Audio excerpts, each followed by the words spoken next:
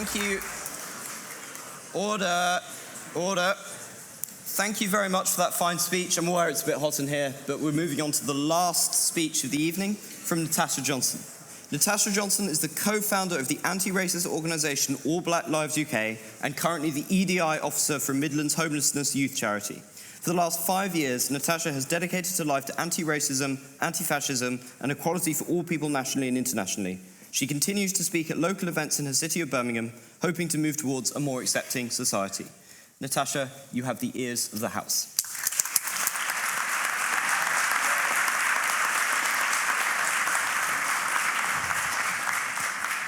Good evening to everyone, and thank you to the Cambridge Union for inviting me to this event for a discussion that is very much needed at a time where it seems that as a society we are potentially at our most divided. When discussing identity politics and its uses, especially as a distraction, I would like to clarify the true definition of this term, which is to bring to light struggles of different minority groups politically.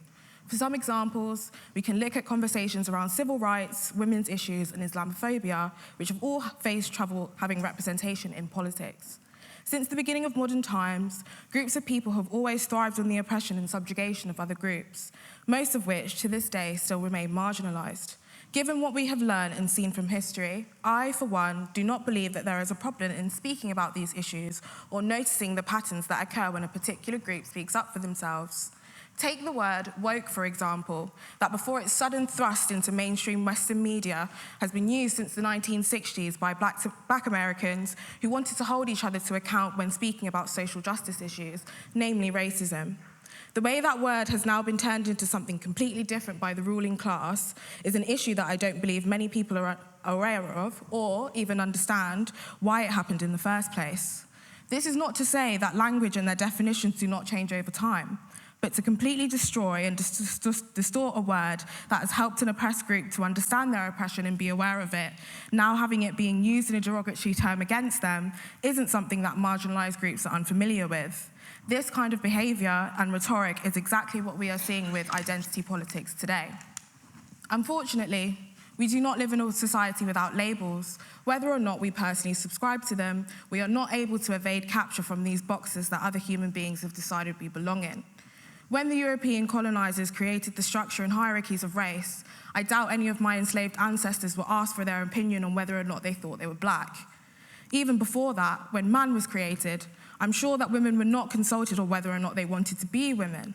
And I'm sure if early women have known of the subjugation and oppression that came with that label, they may have asked for a better contractual outcome. Regardless of who started it, we cannot get away from the fact that there is a hierarchy in society that all of us fit into somewhere, that some of our identities mean more than others. For example, as a black woman, I am over 4 times more likely to die during childbirth than a white woman in the UK. I did not choose this hand that I was given. I did not create the systemic and institutional nature that would make something like this possible. That attacked me, not because of my character, but due to aspects of my personal identity that I cannot change. Nonetheless, if I were to mention this in an online forum, or maybe in Parliament, I would be told that I'm playing into identity politics.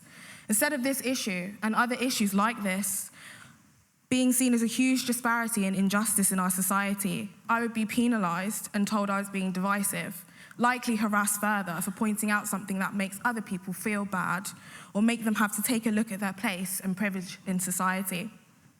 This is not to say that all ends of the political spectrum have not abused this term or used it for their own individual agendas instead of to highlight injustices and better society.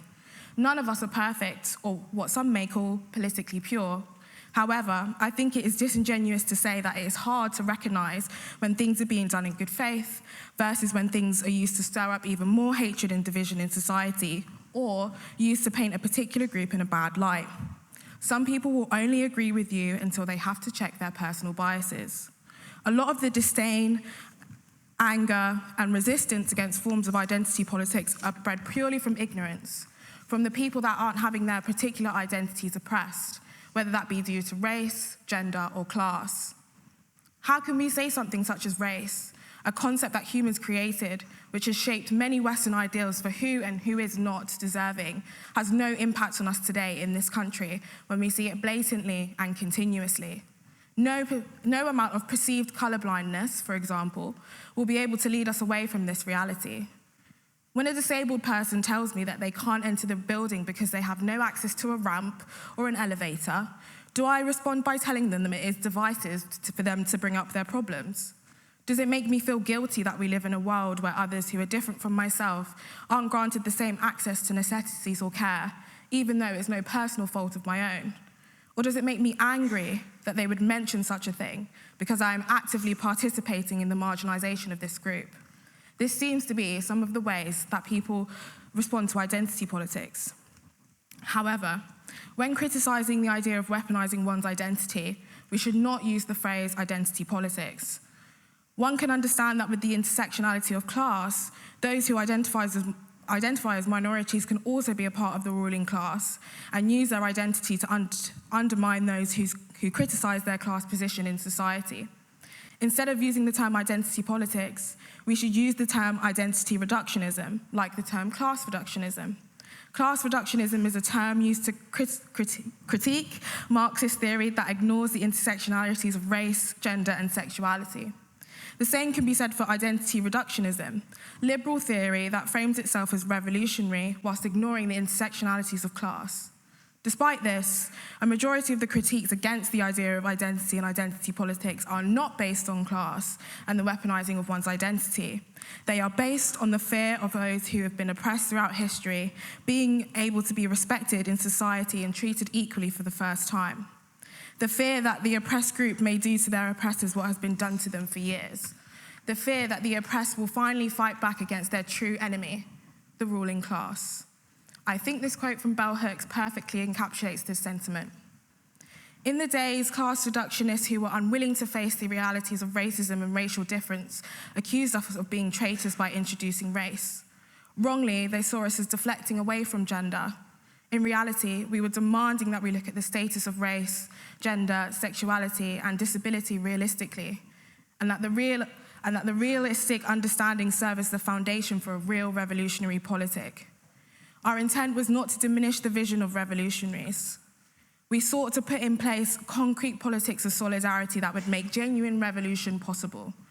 We knew there could be no real solidarity between class reductionism and intersectionality if class reductionists were not able to divest of white supremacy, patriarchy, homophobia, ableism, etc., if the socialist movement was not fundamentally anti-hate.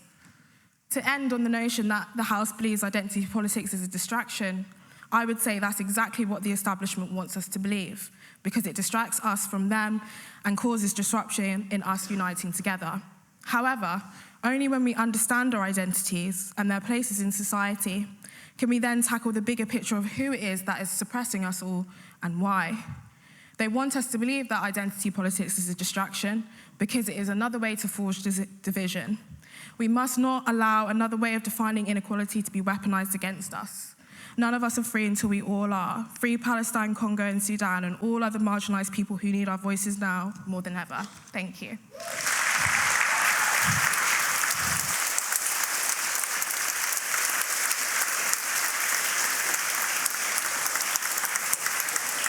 Yes, if you need to run, you can. Do you need to get your train? Sorry. Can I just make a point of order? I have to go to the train. I do apologise. Thank you very much. No worries.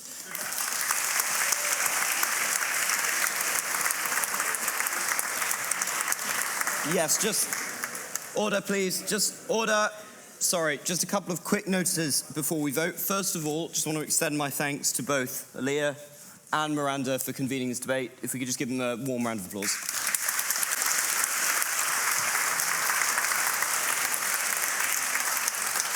Secondly, I would just like to very quickly run through some of the events we have this week. So on Friday, tomorrow, we have Liam Mohammed, who will be, I believe, in the library. On Tuesday, we have Ivan interviewing Vince Cable. I think you're up there, Ivan. On Wednesday, we have Aaliyah interviewing Martin Wolf. And then on the next Thursday, the motion before the House next week is This House Believes Policing Cannot Work, which I think has been touched on a little bit in the course of this motion. In this House, we vote with our feet. So if you want to vote aye, go out the right door. If you want to vote no, go out the left door, abstain through the middle door. Can we please give our speakers one last round of applause? Floor Speaks Prize, yes. And sorry, one last thing. Floor Speech Prize. I'm not quite sure what it is this week, but we will. I was impressed by Harry Candle. I think that speech should get the Floor Speech Prize this week. Sorry, can we give Harry a round of applause as well? Sorry, I'm not sure what it is.